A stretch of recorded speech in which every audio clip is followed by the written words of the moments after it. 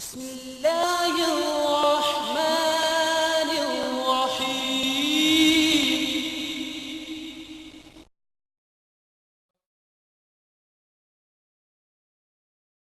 شام کی عورتوں ایک وعدہ کرو، روز قبر سکینہ پہ آؤ گی تم۔ شام کی عورتوں ایک وعدہ کرو، روز قبر سکینہ پہ آؤ گی تم۔ شام کی عورتوں ایک وعدہ کرو، جب تلک لوٹ کر میں نہ آؤں، جب تک لوٹ کے میں نہ آؤں، آ کے شمع جلاؤ گی تم۔ شام کی عورتوں ایک وعدہ کرو، روز قبر سکینہ پہ آؤ گی تم۔ شام کی عورتوں ایک وعدہ کرو، صورت شاہدی بے کفن بھی میرے جیسی اسیر مہم بھی، خالی کرتے میں مدفون غربا مثل اصغر رہی بے۔ اعوذ باللہ من الشیطان الرجیم، بسم اللہ الرحمن الرحیم۔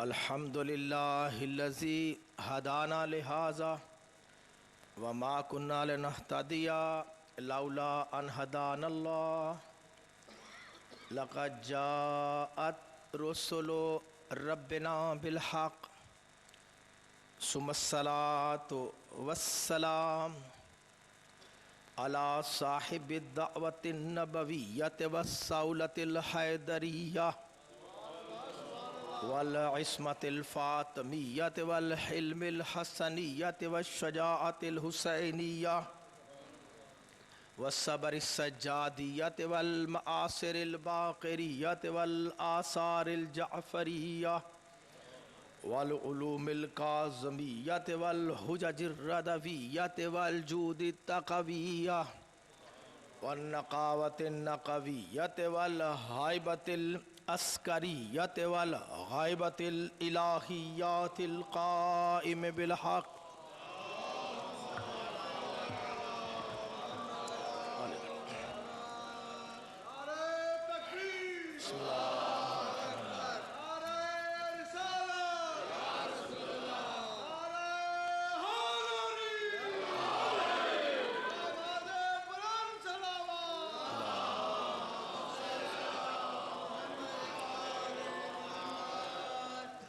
وَلَعْنَةُ اللَّهِ عَلَىٰ أَعْدَائِهِمْ أَجْمَعِينَ مِنْ يَوْمِنَا هَٰذَا إِلَىٰ يَوْمِ الدِّينِ۔ أما بعد فقد قال الله سبحانه وتعالى في كتابه المبين، بسم الله الرحمن الرحيم، واذكروا نعمة الله عليكم ان کنتم اعداء فألف بین قلوبکم واصبحتم بنعمتہ اخوانا۔ صلوات پڑھ لیں۔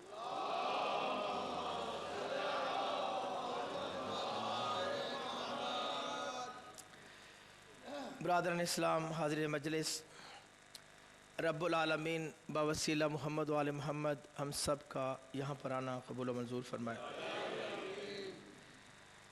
جاگتے ذہنوں کی نظر گفتگو ہے۔ مجھے یہ اعزاز ہے کہ میں اس امام بارگاہ گلگشت حیدریہ میں 100ویں مجلس پڑھ رہا ہوں۔ آپ کو شکر آپ کی توجہ پہ شکر گزار. 100 گھنٹے میں نے ممبر پہ آپ کے سامنے یہاں پہ عقیدہ ہے. آج کی گفتگو جو ہے وہ اگرچہ ہمارے دیے وقت سے 20 منٹ وہ بعد میں شروع ہو رہی ہے، لیکن کل سے ہم پورا جو ہے کوشش کریں گے تاکہ پہلے اور بعد کی جو ماتم داری ہے کیفیت اس پر اور مومنین کے آنے میں حرج نہ ہو. اسے پورے 9 بجے میں آپ کے سامنے حاضر ممبر ہوا کروں گا، اور انشاءاللہ جو ہے وہ 10 بجے تک ہم اس کو ختم کر دیں گے تاکہ آپ کے لیے آنا بھی زحمت نہ بنے اور باقی لوگوں کے لیے بھی زحمت نہ بنے. تو کوشش کیجئے گا کہ جو طالب علمانہ معروضات ہیں، لیکن اس میں آپ سب جو نگران ہیں اس ذکر کے، جو چاہتے ہیں کہ آل محمد کی حمایت رہے، اور جو یہ معرفت رکھتے ہیں کہ اللہ کے نظام میں نجات محمد و آل محمد کے تمسک میں ہے، ان سب ذہنوں کے لیے جو ہے وہ تعاون کے لیے یہاں پر ہے کہ وہ یہاں پر آئیں. اور بے شک اگر کسی کے ذہن میں کوئی سوال ہے تو اسے پیش کرے، کیونکہ سوال کرنا حق ہے مومن کا، اور اجازہ قرآن ہے کہ سوال کیا جائے. تو جو ہاں چاہیے، لوگ اس لیے سوال کرنے سے روک دیتے ہیں کہ انہیں خود اس کا علم نہیں ہوتا، اور جو بارگاہ معصوم سے بھاگا ہوا ہو وہ ان سوالات کے جواب کے کیسے دے سکے گا جس کے وارث معصوم ہوں. توجہات پہ شکر گزار. تو اللہ کے نظام میں ہمارے پاس دین عقیدہ عطا کیا گیا، اور اس کے لیے شان یہ بیان کی گئی وَاذْكُرُوا نِعْمَتَ اللَّهِ الَّتِي عَلَيْكُمْ، اس نعمت کا ذکر کرو جو اللہ نے تم پر کی ہے، نازل کی ہے. اِن كُنْتُمْ أَعْدَاءَ اِذْ كُنْتُمْ أَعْدَاءَ، جب کہ تم آپس میں دشمن تھے، فَأَصْبَحْتُمْ بِنِعْمَتِهِ إِخْوَانًا، تو اس نعمت کے صدقے میں تم بھائی بھائی ہو گئے. جاگتے ذہنوں کے گفتگو ہے. دیکھیں یہ کون سی چیز ہے دین میں جس نے دشمنوں کو بھائی کر دیا تھا؟ یہ کون سی چیز ہے جس نے دشمنوں کو بھائی کر دیا؟ قرآن نے اس پر ناز فرمایا اور بھائی ایسے بنایا کہ ایک کا دوسرے پر حق بھی رکھا. وہ دین اسلام جس کے لیے اللہ نے کہا ان الدین عند اللہ الاسلام، تیسرے سورہ آل عمران کی 19ویں آیت، کہ اللہ کا دین اسلام ہے، سلامتی کا دین، امن کا دین، یہ ریلیجن آف پیس ہے. اس کو فساد، دہشت گردی اور نفرت کا دین کس نے بنایا ہے؟ اللہ نے تو محبت کے لیے دین عطا فرمایا. تو جو ہاں چاہیے، اللہ کے نظام میں دین کا مقصد ہے کہ مسلمان آپس میں بھائی بھائی رہیں، اور ان کے درمیان جو بھائی چارہ ہے وہ محبت، قربانی اور ایک دوسرے کی غلطیوں کو معاف کر کے دین کی محبت غالب رکھ کر ملنے کا ہے. اور اس میں مسلمانوں میں مختلف فرقے ہو گئے، اور ہمیں یہ ناز رہا کہ ہم آل محمد کے ماننے والے ہیں، اور ہمارا ہر دور میں ناز ہی عقیدہ رہا. اس لیے عقیدہ کی مجالس میں ہم نے توجہ بھی رکھی، اور عقیدہ کی مجالس کے لیے ہمارے ہاں لہر بھی رہی، جوش بھی رہا. چاہے باہر عمل میں کوتاہی نظر آئی، لیکن عقیدہ کے مقام پر ہمارے فتح مندی کے جھنڈے لہراتے رہے. آخر کیا بدلا ہے کہ ہمارے جو عقیدہ ایمانی ہے، ایک مرکز رکھ کر ایک خدا، ایک رسول، ایک قرآن، 12 امام، وہی عبادات، وہی کعبہ قبلہ. لوگ پریشان کیوں ہو گئے؟ یہ انتشار کیوں فکر میں؟ محمد و آل محمد کے ماننے والوں میں دوریاں کیوں ہیں؟ آپ کی توجہ پہ شکر گزار. دیکھیں کوئی تو ہے جو غلطی کر رہا ہے.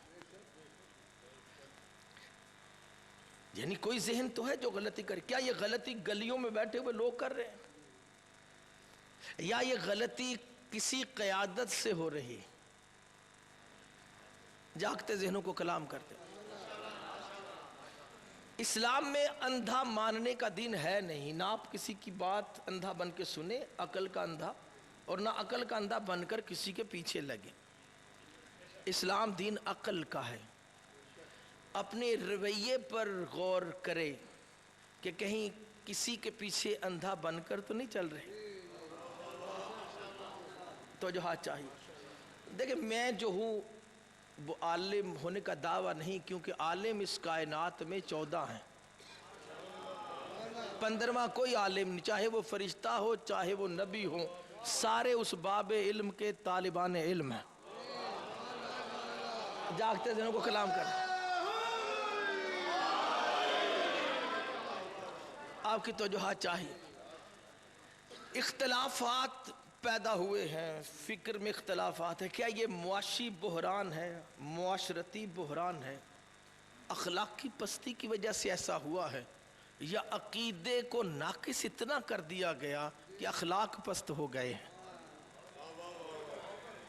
توجہ آخر وجہ کیا ہے؟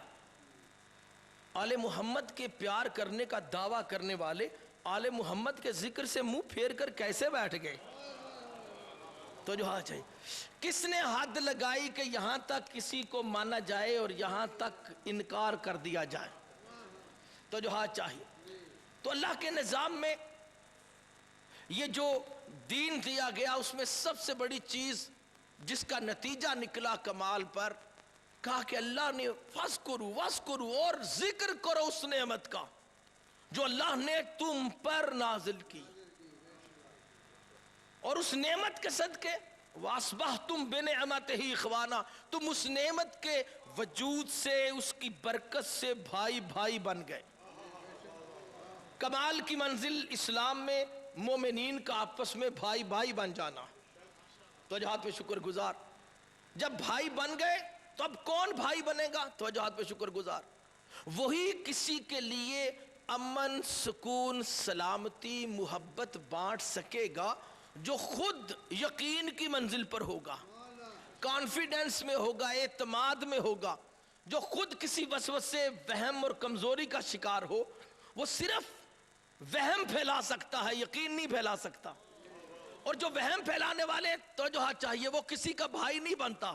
وہمی اپنے ہی اندر خوف کا شکار ذہن دوسرے کا بھائی نہیں بن سکتا، نہ وہ قربانی دے سکتا ہے نہ وہ بھائی بن سکتا.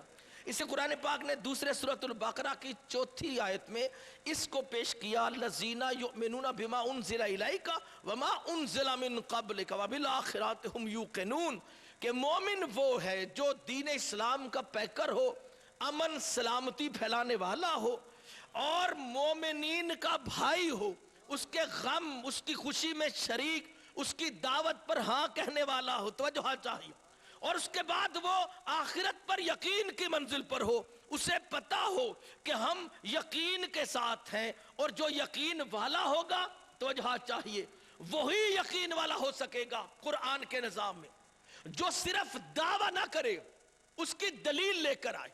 اور دوسرے سورۃ البقرہ کی 111ویں آیت میں کہا ہاتو برہانکم ان کنتم صادقین، یعنی اگر تم سچے ہو کہ تم یقین والے ہو، تم امن پھیلانے والے ہو، تم اسلام پر ہو، اور تم اللہ کی اس نعمت میں ہو جس کے ذریعہ سے مومن کے بھائی بنے ہو، تو اس کے لیے تم اپنے پاس سے، اپنے وجود میں، اپنی عقیدت میں اس برہان کو لے کر آؤ جو تمہاری صداقت کی دلیل بن جائے.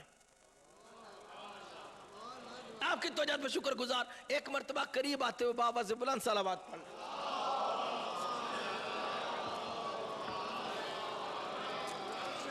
یا علیہ دیکھیں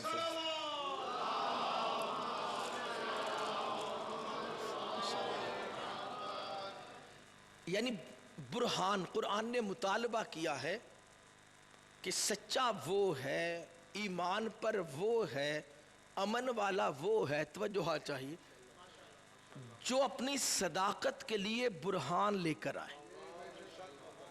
ہاتو برہانکم ان کنتم صادقین. جس کے پاس برہان ہے وہ صادقین. اچھا اب یہ جو قرآن نے دعویٰ کیا کہ ہاتو برہانکم، تم برہان لے کر آؤ، تو کہ یہ زبانی دلیل ہے، بولنے والی دلیل ہے، بحث؟ اگر بحث اور بیانات اور ایسی چیز برہان ہو اور اس سے مراد قرآن کی آیتیں برہان کر لی جائیں تو پھر سچے رسول کو میدان مباہلہ میں جانے سے پہلے مناظرہ جیت لینا چاہیے تھا.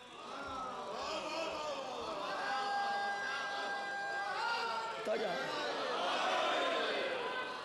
جاگتے ذہنوں کے گفتگو، یعنی اگر ترجمہ کرنے والوں نے اس کے لیے یہ کہہ دیا کہ برہان سے مراد دلیل ہے، اور وہ دلیل ہے دلیل لفظی، دلیل بیانی اور دلیل فکری ہے، تو پھر سچے رسول کو قرآن سنا کر نجران کے عیسائیوں پر فتح پا لینی چاہیے تھی. لیکن رسول پاک میدان مباہلہ میں اہل بیت کو لے کر گئے ہیں، گھر سے کلام نے توجہ چاہیے. اب پتہ چلا کہ برہان کوئی لفظی بیانی فکری دلیل نہیں ہے، کر گئے ہیں، گھر سے کلام نے توجہ چاہیے. اب پتہ چلا کہ برہان کوئی لفظی بیانی فکری دلیل نہیں ہے. برہان وہ ہوتی ہے جس کو محمد نظام قرآن کے پورے علم کو فکری طور پر پیش کرنے کے بعد ظاہر کرے. اب سچا وہ ہے جس کے پاس مباہلہ والی برہان ہو. گھر سے کلام نہیں ہے تو جہاں چاہیے. یعنی برہان کیا ہے؟ دلیل وجودی ہے. یا ایھا الناس، چوتھے سورۃ النساء 174 بھی آیت، جاگتے ذہنوں کی گفتگو ہے. اے لوگو، جمع انسانیت، چاہے وہ کافر ہو چاہے مسلم ہو، کوئی ہو کائنات میں، یا ایھا الناس قد جاءکم برہان من ربکم، یقیناً آ چکا ہے تمہارے رب کی طرف سے تمہارے پاس برہان. یہ برہان ایسا ہے کہ یہ خود آیا ہے، اس کو کوئی لے کر نہیں آیا. یہ قرآن ہے، یہ قانون ہے، اس میں کوئی بات بغیر حکمت کے لکھی نہیں جا رہی. قد جاءکم، یقیناً آ چکا ہے. جاء یہ واحد غائب کا صیغہ، خود آیا ہے. جو جاء میں آتا ہے وہ خود متحرک ہوتا ہے، یہ خود اس کو کوئی لے کر نہیں آیا. جاء، قد جاء، یقیناً آ چکا ہے برہان من ربکم، تمہارے پروردگار کی طرف سے برہان. پتہ چلا اللہ غائب ہے، اللہ نے سامنے نہیں آنا. دعویٰ رسالت کوئی کر سکتا ہے کہ میں اللہ کا بھیجا ہوا ہوں، مگر اس کے پاس یہ برہان نہیں ہو سکتا. یہ برہان کیا ہے؟ یعنی غائب خدا کے مالک کائنات ہونے کی دلیل اس کا وہ رسول ہوگا جو غائب خدا کی قوت کا اظہار اس کے رسول ہونے کے وجود میں کر دے. اب اس لیے سچے محمد نے کبھی سورج کو پلٹایا، کبھی چاند کو کاٹا، کبھی ستارے کو اتارا، تاکہ دنیا چپ ہو جائے کہ جو کائنات والے کا رسول ہے وہ کائنات پر اقتدار بھی رکھتا ہے.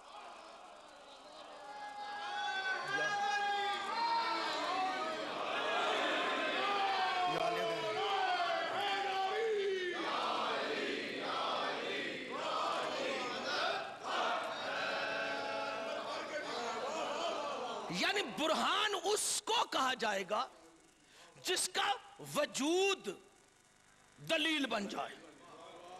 برہان بیانی دلیل نہیں، کیونکہ ہر بیان کے مقابلے پر بیان آتا. یہ برہان اس کو کہتے ہیں جو سامنے آئے تو دوسرا پھر کوئی بات نہ کر سکے. اس لیے اس آیت کی تفسیر میں سنی شیعہ علماء نے وجود محمد کو برہان مانا. رسول بھی برہان ہے، قد جاءکم برہان من ربکم وانزلنا الیکم نورا مبینا، اور اس برہان کا صدقہ ہے کہ نور مبین نازل ہوا. یہ نور مبین جو بھی نازل ہوا محمد کے صدقہ میں نازل ہوا. تو جہاد پہ شکر گزار. یہ نور مبین اللہ اکبر محمد کے صدقہ میں نازل ہوا. اب نور مبین کون ہو, چاہے وہ قرآن ہو, چاہے وہ محمد کے صدقہ میں نور محمد کا ٹکڑا ہو. تو جہاد پہ شکر گزار. جاگتے ذہنوں کو کلام کرتے ہیں. تو اللہ کے نظام میں محمد کا وجود برہان, اور مومن وہ جس کے پاس یہ برہان ہو. جہاں پر برہان سے ہٹا مومن نہیں رہتا.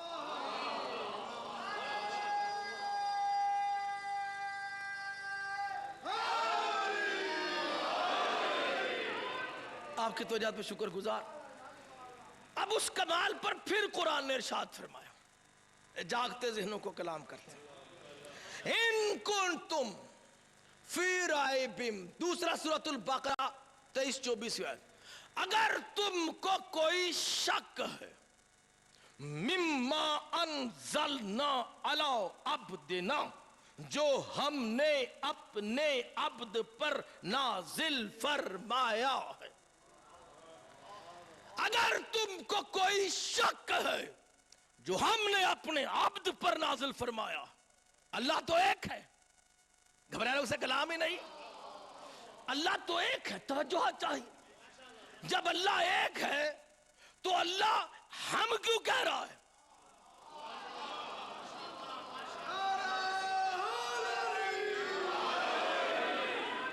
گھبرانے لوگوں سے کلام نہیں ہے.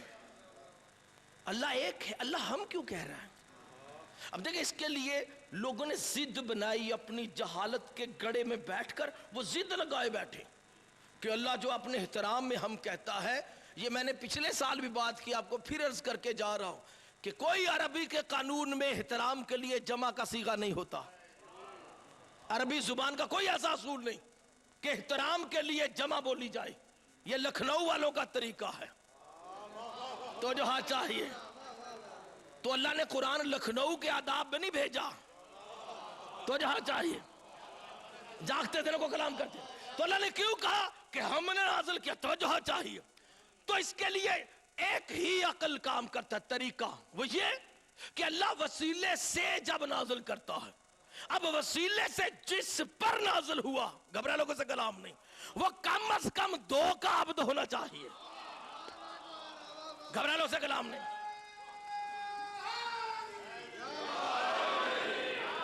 تو جہاں چاہیے یعنی کم از کم 2 کا عبد ہونا چاہیے, 1 کا نہیں. اللہ کا بھی عبد ہو, اور اللہ کا عبد کائنات میں جو فقط اللہ کا عبد ہے وہ ایک ہی ہے, اور وہ ہے محمد. اللہ نے ہر مقام پر قرآن پاک میں 5 جگہ پر صرف ایک یہ ہستی ہے جسے اپنا عبد کہا ہے. اللہ نے کہا محمد اللہ کا عبد ہے. توجہ چاہیے. ایک ہے عبد خدا محمد, جسے محمد جیسا عبد مل جائے اسے دوسرے کی ضرورت کیا ہے؟ توجہ چاہیے.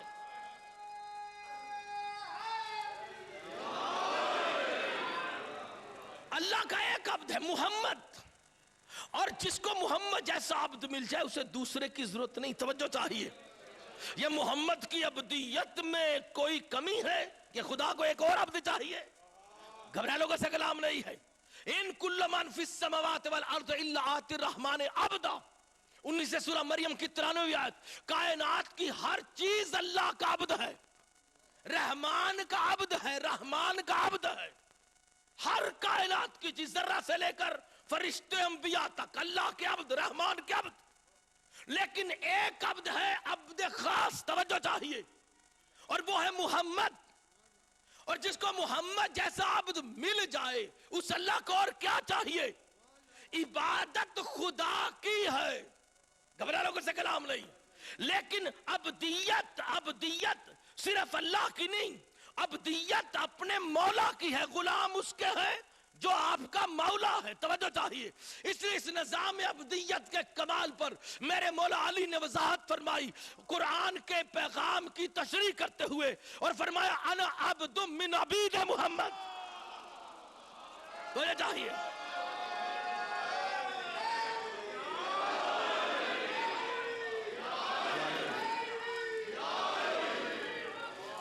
میں محمد کے غلاموں میں سے غلام ہوں، میں محمد کا بندہ ہوں، انا عبد، میں محمد بندہ ہوں، من عبید محمد، محمد کے غلاموں میں سے، محمد کے بندوں میں سے میں ایک بندہ ہوں، عبادت خدا کی کرتا ہوں اور بندہ محمد کا ہوں۔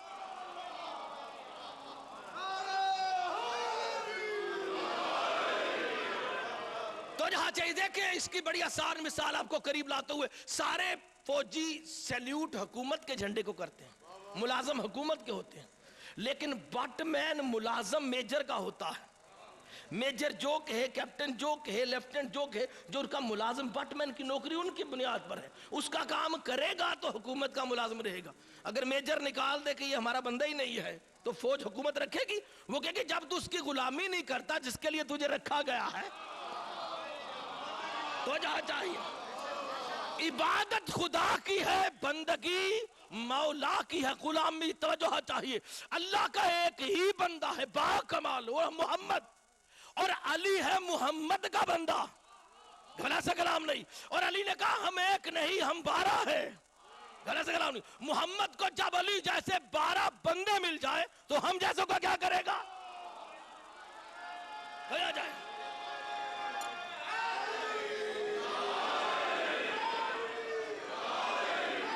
بسم اللہ، آپ کی توجہ میں شکر گزار، اللہ اکبر۔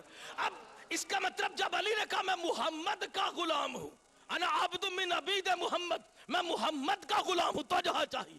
اب پتا چلا کہ یہ آیت اپنے بیان سے بتا رہی ہے کہ یہ جس کے لیے ہے وہ محمد نہیں ہے، وہ کوئی ایسا ہے جس کو اللہ نے محمد کے وسیلے سے عطا کیا۔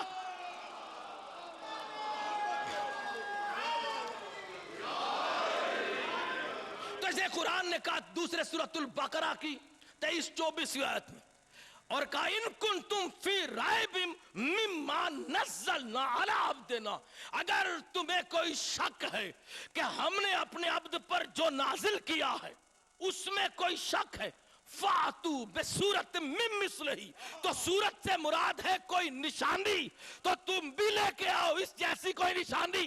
10 سال کے بچے کی اطاعت کرنے پر اعتراض کرنے والے مکہ کے ابو جہلو، تم دیکھتے نہیں یہ گٹھلی مارتا ہے سینہ پھاڑ دیتا ہے۔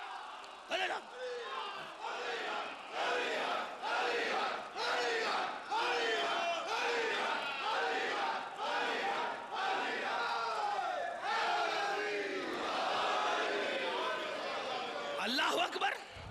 فَأْتُوا بِسُورَةٍ مِّن مِّثْلِهِ وَادْعُوا شُهَدَاءَكُم مِّن دُونِ اللَّهِ إِن كُنتُمْ صَادِقِينَ، اور بلاؤ اپنے تمام گواہوں کو اللہ سے ہٹ کر، کیونکہ اللہ کسی کا گواہ نہیں جو علی کے ساتھ نہیں ہے، اللہ سے کلام ہی نہیں، جو محمد سے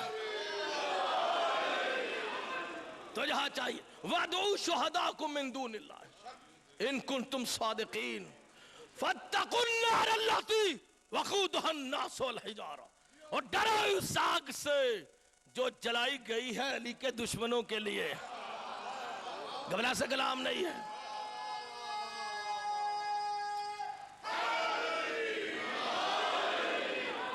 گھبرا لوگوں سے کلام نہیں، فاتقوا النار التی، ڈرو اس آگ سے جس کا ایندھن آگ اور پتھر ہوگی، توجہ چاہیے۔ فَاتَّقُوا النَّارَ الَّتِي وَقُودُهَا النَّاسُ وَالْحِجَارَةُ، جس کا ایندھن انسان بھی ہوں گے پتھر بھی ہوں گے۔ کون بتائے گا یہ آگ کس کے لیے جلائی گئی؟ مستدرک حاکم بیہقی ہو، چاہے ابن حجر مکی کے سوائق المحرکہ ہو، چاہے احمد بن حنبل کی المسند ہو، چاہے کنز الاموال ہو ملا متقی ہندی کی، اور چاہے شیعہ تفاسیر ہو، گھبرائے لوگوں سے کلام نہیں، سب میں یہ قول رسول با حوالہ صحابی رسول موجود ہے کہ خلیفہ ثانی جیسی اسلام کی بڑی ہستی وہ خود گواہی دے رہے ہیں کہ سچے رسول نے فرمایا اللہ اکبر لَوِ اجْتَمَعَ النَّاسُ عَلَى حُبِّ عَلِيٍّ لَمَا خَلَقَ اللَّهُ النَّارَ، کہ اگر کائنات علی کی محبت پر جمع ہو جاتی اللہ جہنم کو تخلیق ہی نہ کرتا۔ تو جا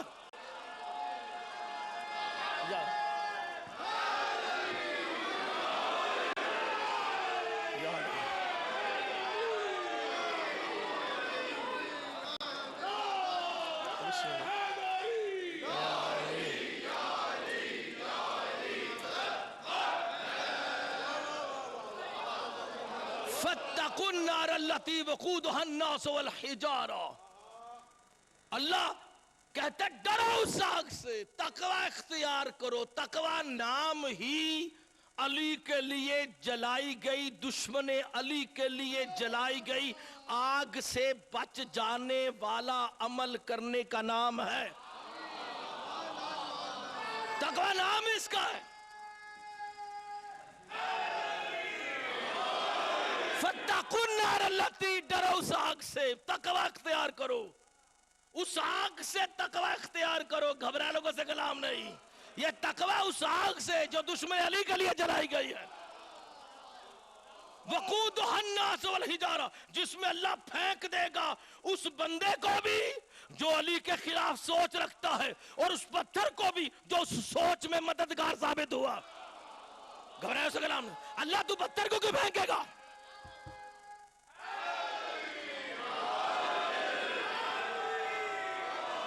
اچھا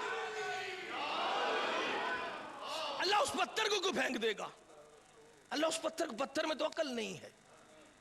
اس لیے اللہ نے کہا کہ خبردار، نظام توحید میں علی کا مسئلہ اتنا حساس ہے کہ تم علی کی مخالفت میں کسی کے لیے پتھر کی طرح بھی استعمال نہ ہونا.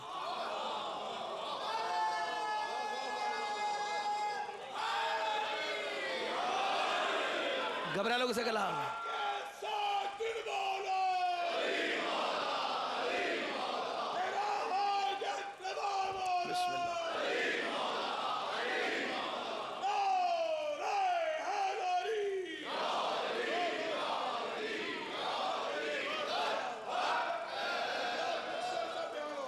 فاتقوا النار التي وقودها الناس والحجارة اعدت للكافرين.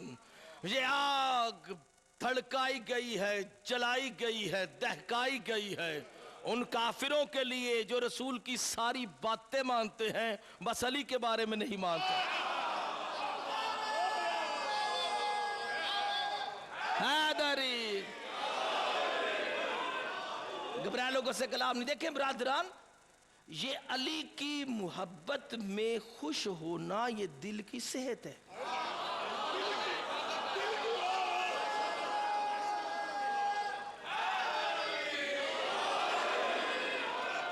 گھبرائے سے کلام نہیں. دشمن علی کے لیے قرآن نے لفظ استعمال کیا، فی قلوبہم مرض، ان کے دل میں بیماری ہے. دل میں بیماری، بغض علی کی بیماری. اچھا جہاں پہ دل میں بیماری ہو وہ بندہ ہنسے گا، مسکرائے گا، شور مچا سکے گا؟ وہ کیسے بیٹھا ہوگا؟ یوں جان بچا کے بیٹھا ہوگا. گھبرا سے کلام ہی نہیں. تو جہاں چاہے یہ دل مرا ہوتا ہے. یہ قرآن نے کہا بغض علی کا مرض ہے، توہین ہے علی کے علاوہ کسی کو دل میں مرکز بنایا ہوا. اس لیے وہاں پر دل جو ہے وہ اس طرح بیٹھے، جہاں دل مرا ہوگا نہ وہ ہل سکے گا نہ وہ خوشی کر سکے گا. فی قلوبہم مرض، ان کے دل میں بیماری ہوتی ہے. گھبرائے لوگوں سے کلام نہیں. اس لیے یہ جو علی علی کے نعرے، یہ مسکراتے چہرے، یہ جاگتا ہوا ذہن، چمکتی ہوئی آنکھیں، یہ دلیل حیات قلب ہیں. یہ ایمان کی دلیل ہے، دل کی طاقت کی دلیل ہے. یہ جو ہے یہ اللہ اکبر، یہ ایمان کی دلیل ہے، یہ زندگی کی دلیل ہے. اولئک کتب اللہ علی قلوبہم الایمان. 58 سورۃ المجادلہ. اللہ اکبر. 22 آیت. یہ وہ لوگ ہیں جن کے دلوں پر اللہ ایمان لکھ دیتا ہے.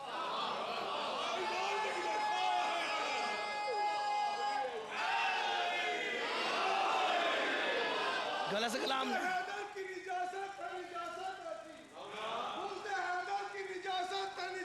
بسم اللہ.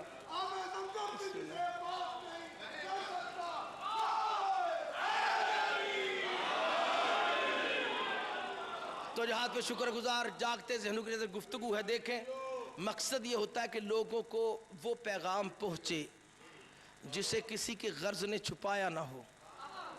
عوام اعتماد کر رہے ہوں. دھوکہ جو ہے وہ دنیا کا دھوکہ نہیں ہے، دھوکہ یہ ہے اگر کوئی آپ کو عقیدے میں دھوکہ دے رہا ہے تو جو چاہیے اولئکا کتب اللہ فی قلوبہم الایمان، اولئکا جمع میں وہ لوگ ایسے ہیں جن کے دلوں پر اللہ نے ایمان لکھ دیا ہے۔ اچھا یہ کون لوگ ہیں؟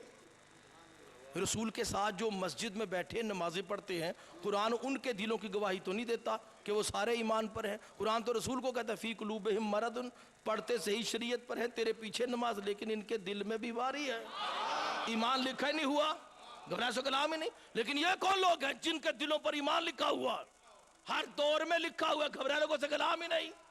معصوم نے تعریف کی، گھبرانے کو سے کلام نہیں ہے، اور اس کی تعریف لکھی اہل السنہ کی کتاب میں بشارت المصطفیٰ، طبری کی کتاب ہے، توجہ چاہیے، اور امالی شیخ توسی اس میں لکھا، اور اس کے علاوہ تفسیر البرہان میں لکھا، اور اس کو لکھا بہار الانوار میں، اور بتانے والے ہیں ہمارے امام باقر علیہ السلام، اور امام نے فرمایا اللہم صلی علی محمد وآل محمد، اور معصوم فرماتے ہیں اِنَّ حُبَّنَ اہل البیت شَیْءٌ یکتبہ اللہ علی ایمن قلب المومن، ہماری اہل بیت کی محبت ایک ایسی کمال کی شے ہے کہ جب کوئی ہماری محبت کی طرف دل و سر جھکا لیتا ہے تو اللہ کا نظام اللہ کے اشارے سے اس کے دل کے دائیں طرف ہماری محبت کو ایمان بنا کے لکھ دیتا ہے۔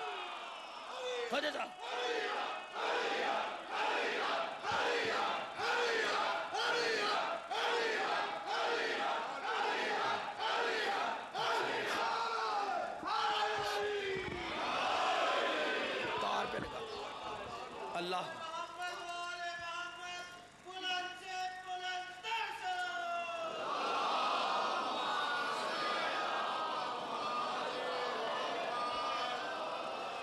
ہماری محبت کو ایمان بنا کر لکھ دیتا، اور اگلا جملہ معصوم کا اس سے بھی طاقتور ہے، گھبرانے سے کلام نہیں۔ بھئی کمال ہے آپ کو اپنے اعمال پر ناز ہوگا، ہمیں اپنی عقیدت میں ناز ہے، تو جا جائیے۔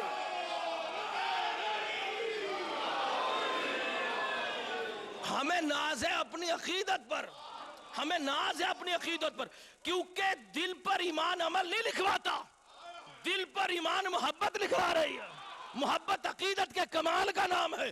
اور معصوم نے حیرت انگیز جملہ کہا من کاتبہ اللہ، اور جس چیز کو وہ اللہ لکھ دے لا یستطیع احد محوہ، اور معصوم نے کہا پھر کسی میں یہ طاقت نہیں ہے کہ وہ اس کو مٹا سکے، اس لیے ہماری محبت میں جھک جانے والا کیسا نظر آتا ہو، کیسا عمل کرتا ہو، دنیا کبھی مومن کبھی کافر، کبھی تقوی پہ کبھی فسق میں، کبھی یقین پر کبھی شک میں، کبھی اسلام میں کبھی اسلام سے باہر، کبھی اللہ کی اطاعت میں کبھی اللہ سے شکوہ کرنے والی، لیکن جو ہماری محبت میں اپنے دل کو جھکا کر اس پر ایمان لکھوا لیتا ہے تو پھر کبھی بھی فرشتے اس کو غیر مومن نہیں مانتے۔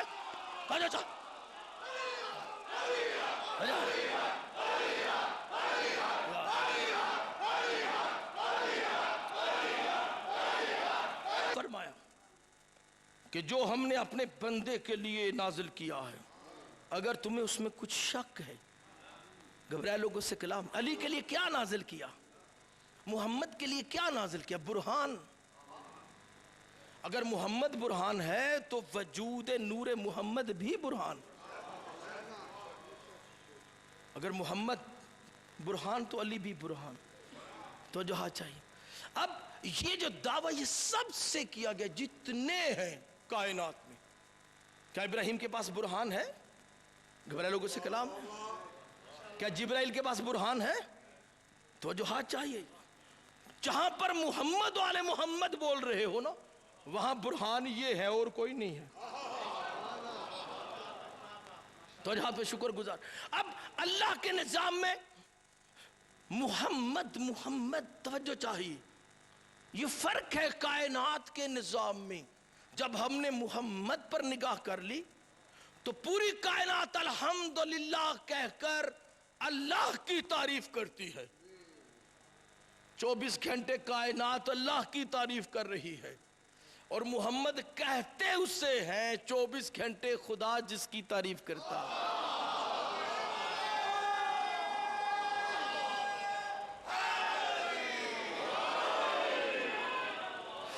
یہ محمد ایک نہیں، یہ محمد 14 ہے. کلنا محمد. علی بھی محمد ہے، حسین بھی محمد ہے، فاطمہ بھی محمد ہے. توجہ حاضر. کمال ان میں یہ ہے کہ ان کی تعریف خدا کر رہا.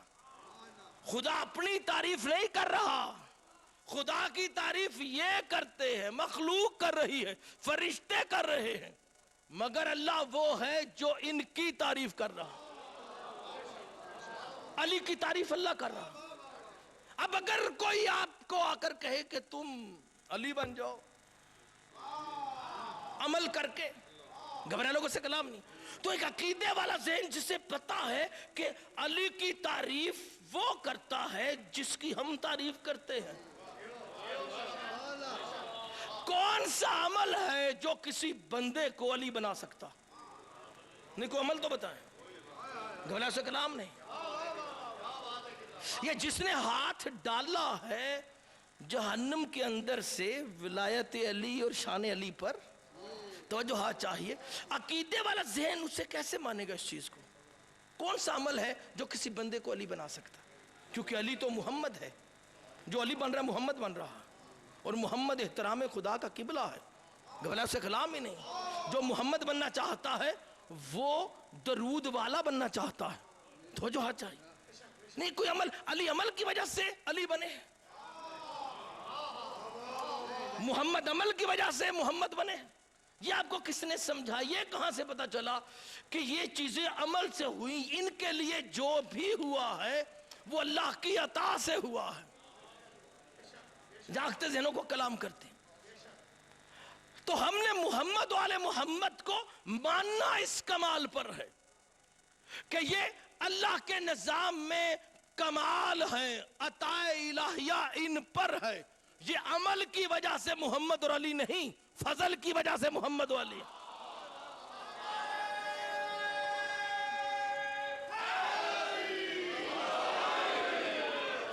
بتا دے آدم کا درجہ بڑا ہے یا رسول کا؟ رسول کا. تو جو آدم جیسا بننا چاہے، کتنا نمازی ہو، اللہ اسے شیطان کر دیتا. اور جو نماز پڑھے یہ بننے کے لیے کہ وہ علی بن جائے گا، اللہ اسے کیا کہے گا؟ اللہ کہے گا اسے میں شیطان سے 7ویں طبق میں نیچے رکھوں گا. ان المنافقین فی الدرک الاسفل من النار، جہنم کے سب سے نچلے طبقے میں رکھوں گا. کیونکہ اس نے آدم بننے کی کوشش نہیں کی، وہ تو چھوٹا شیطان تھا، یہ بہت بڑا اس سے. کلام ہے اللہ کو.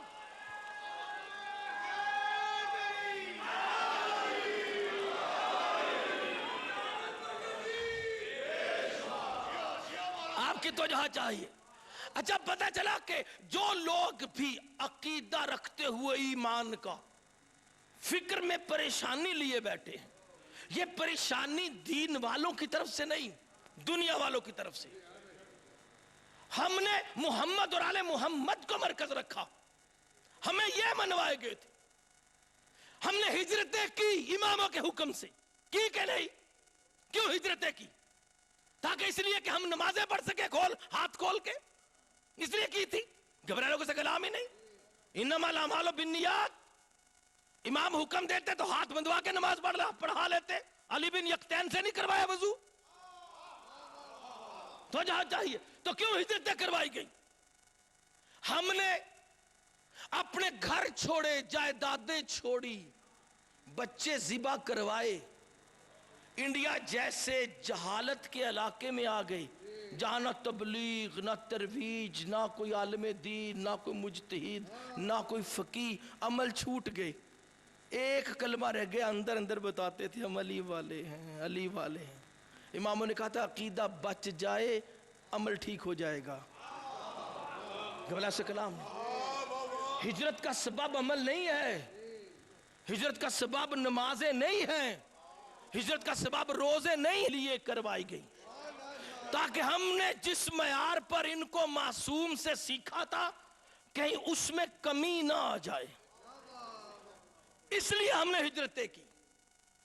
لیکن اگر اس جو ہے وہ قانون ہجرت کو ہی الٹ کر دیا جائے کہ تم اپنے عمل بچاؤ چاہے ولایت علی کو قربان کر رہے ہو، گھبراہٹ سے کلام ہی نہیں. نہیں یہ کس نے سکھایا؟ اور ہمیں کس نے کہہ دیا کہ تم مرکز دین کسی ایسے کو بنا لو جس کے پاس نہ معصوم کا قول بیان کرنے کے لیے ہو، نہ قرآن کی آیت ہو؟ تو جہاد چاہیے۔ پتہ چلا فساد گلیوں سے نہیں پڑ رہا، یہ جو مومن رکھتے رکھتے بھائی بھائی سے آپس میں دور دور ہو گئے مسلمان، ہر دور میں فرقہ بنتا ہی قیادت سے ہے۔ قیادت غلط ہو گئی ہے، گھبرا لوگوں سے کلام نہیں۔ اس لیے اپنے دل میں اس قائد کو پہچانے جو آپ کے لیے سارے محبت کرنے والوں کا ایک قبلہ بن جائے۔ جاگتے ذہنوں کو کلام کرتے ہیں۔ میں سمجھتا ہوں کہ میری طالب علمانہ گفتگو جو ہے وہ اس دور میں اہم ہے۔ ایسی نہیں ہے کہ کوئی کسی درسگاہ میں بیٹھ کر یا کسی اور جگہ پہ بیٹھ کر اس کا جواب دے گا، کیونکہ جواب جو ہے وہ دینے کے لیے حق چاہیے، اور جو ناحق ہوتا ہے وہ چغلی کرتا ہے، وہ فتنہ پھیلاتا ہے، ارد گرد باتیں کرتے ہیں، رشتہ داری کے زور پہ روکیں گے، نہیں جاؤ تم ہمارے بھائی ہو، توجہ چاہیے۔ تو یہ برادرانہ پن دنیا میں ہے۔ جو علی کے لیے علی کے خلاف کسی جگہ پر پتھر کی طرح استعمال ہو گیا نا، وہ بھی اس وقت جہنم میں بیٹھا ہوا ہے، توجہ چاہیے۔ اس لیے کوشش کرے اور سوال لے کے آئیں اپنے، کسی اگر کوئی مرکز علم ہے تو وہاں سے پڑھ کر سوال لے کے آئیں، تاکہ پتہ چلے کہ عقیدہ ہے کیا، نجات ہے کس میں۔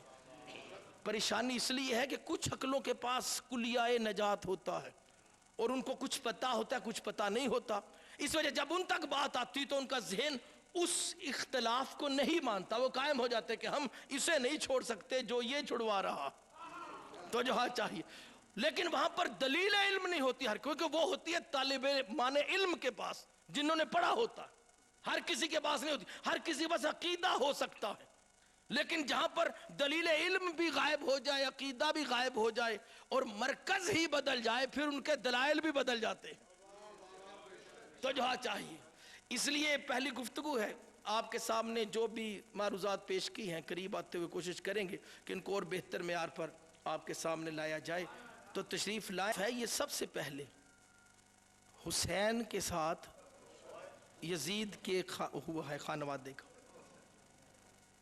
حسین علیہ السلام جو امر بالمعروف کیا ہے وہ شریعت کی نمازوں کی تاکید کے لیے نہیں نکلے اسے، یہ اشتباہ ہے، اشتباہ، کیونکہ اس کے لیے نکلنا ہوتا تو رسول بھی نکلتے، علی بھی نکلتے، پہلے نبی بھی نکلتے، بعد والا امام بھی نکلتے، تو صرف ایک حسین ہی نکلے۔ اگر یزید کوئی گناہ کرتا تھا، انسیسٹ کرتا تھا، ان کے خانوادے میں اگر غلط حرکتیں تھیں، خدا نہ خواستہ جیسے لکھا کہ ماں بہنوں سے نکاح کرتا تھا، توجہ چاہیے، تو یہ تو بعد والے بھی کرتے رہے، پہلے بھی کرتے تھے، تو رسول نہیں نکلے۔ امام موسیٰ کاظم کے دور میں ہارون رشید نے اپنے باپ کی کنیز کے ساتھ جو ہے وہ حرام کیا مولوی کے فتوے سے، تو وہاں پہ تو امام کو نہیں نکلے۔ تو لکم دینکم ولی دین نے کہا جتنا مرضی حرام کارو اپنے گھر میں بیٹھ کے کرتا رہے، نکلنے کا جواز نہیں۔ لیکن نکلے کہاں پر؟ توجہ ہے، جہاں پر پتہ چلا کہ کوئی عظمت ولایت علی کو خراب کرنا چاہتا ہے۔ یہ امر بالمعروف یہ ہے، اپنی انفرادیت سمجھانے کے لیے نکلے حسین، اور حسین نے اسے سمجھا دیا کہ پھر کربلا کے بعد کسی کو جرت نہ ہوئی کسی امام سے بیعت مانگنا۔ یہ اصلاح فکر کر دی حسین نے کہ ہم منفرد ہیں، ہم سے بیعت کی کوشش نہ کرنا، ہم بیعتیں کرنے نہیں بیعت کروانے آئے، نجات اسی کو ہے جو ہماری بیعت کر لے۔ یہ اصلاح فکر کر دی سرکار، اللہ اکبر۔ اور اس اصلاح فکر کی نمائندہ تبلیغ کی ہیں سیدہ زینب۔ بسم اللہ، سارے عزادار بیٹھے، مولا صاحب کا آنا قبول و منظور ہو۔ بس عزادار چند جملے مصائب کے، تاکہ وقت بھی 5 منٹ زیادہ ہو گیا۔ بس غرہ سفر پہلی ہے نا سفر کی، آج کا دن 10 محرم سے کم نہیں، کیونکہ آج سیدہ زینب کا 10 محرم ہے۔ پہلے حسین کا، زینب کا بھائی کربلا میں 10 محرم منا رہا، اور سیدہ کا 10 محرم یکم سفر کو آیا جب دربار یزید میں حسین کی بہن کو آنا پڑا۔ اللہ اکبر۔ عزادار حسین عام دن نہیں ہے۔ روایتوں میں لکھا گیا کہ بی بی سیدہ کو آج کے دن دربار تک پہنچانے سے پہلے بی بی کو 3 دن جو ہے شہر کے باہر کھڑا رکھا گیا۔ امام سے پوچھا گیا تھا مشکل ترین منزل کون سی ہے؟ امام نے فرمایا شام۔ الشام۔ مولا شام میں مشکل کیا ہے؟ کہا بڑی توہین کرنے کی کوشش کی گئی، عام جگہ نہیں ہے شام۔ سید سجاد جیسا صادق کوئی بات کمی میں نہیں کہتا۔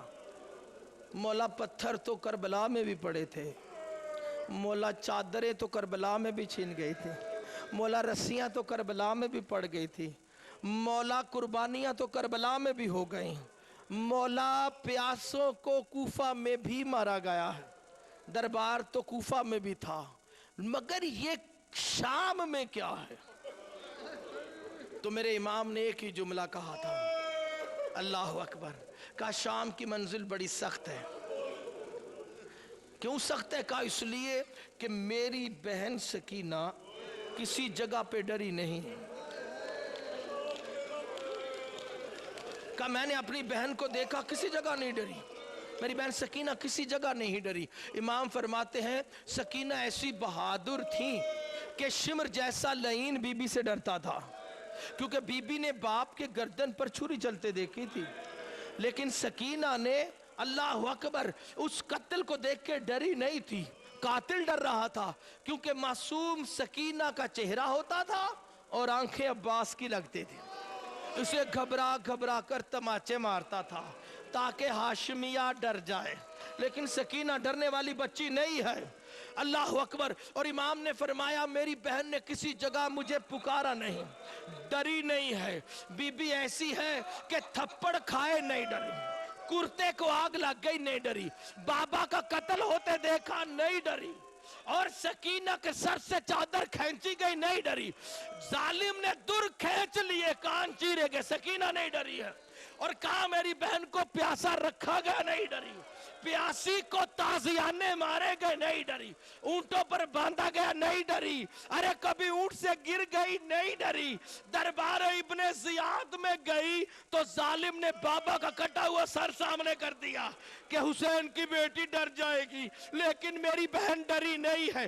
شام کے بازار میں شمر لعین نے تازیانے مارے، چہرے پہ تازیانے کھائے، مگر سکینہ ڈری نہیں ہے، اور کہا مولا کیسے ڈری؟ کہا میں نے ایک مقام ہے جہاں سکینہ کے چہرے کا رنگ اترا دیکھا، آنکھوں میں حیرت دیکھی، کہا مولا کون سی جگہ؟ کہا دربار یزید۔ کہا لوگوں تم جانتے ہو کہ رسول نے فرمایا ہم آل رسول ہیں، ہم پہ صدقہ حرام، ہم پہ زکوٰۃ حرام، ارے ہم درود والوں کی اولاد ہیں، عام نہیں ہے، لیکن میری بہن جب دربار یزید میں تھی ایک گستاخ شامی نے اشارہ کر دیا تھا یزید یہ بچی میری کنیزی میں دے دے۔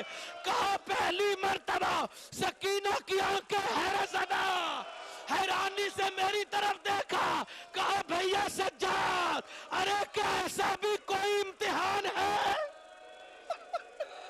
امام نے کہا نہیں بہنا ایسا کوئی امتحان نہیں، سکینہ ایسا کوئی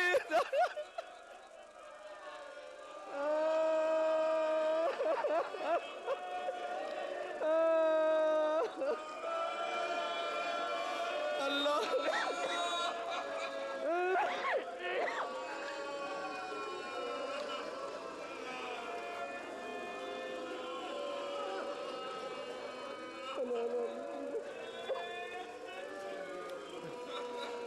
اللہ لعنت اللہ القوم الظالمین، اللہ لعنت اللہ القوم الظالمین۔ परवरदिगार मोहम्मद व आले मोहम्मद के सदक़ा में जितने मोमिन यहाँ पे तशरीफ़ लाए, बानियान मजलिस, हामियान मजलिस, शुरकाए मजलिस और जो नहीं भी आ सके, सारे बहन भाइयों को मोहम्मद व आले मोहम्मद के सदक़ा में तौफ़ीक दे मार्फत अहले बैत की और तौफ़ीक दे राह नजात की। सब की दुआएं कबूल व मंजूर फरमाए।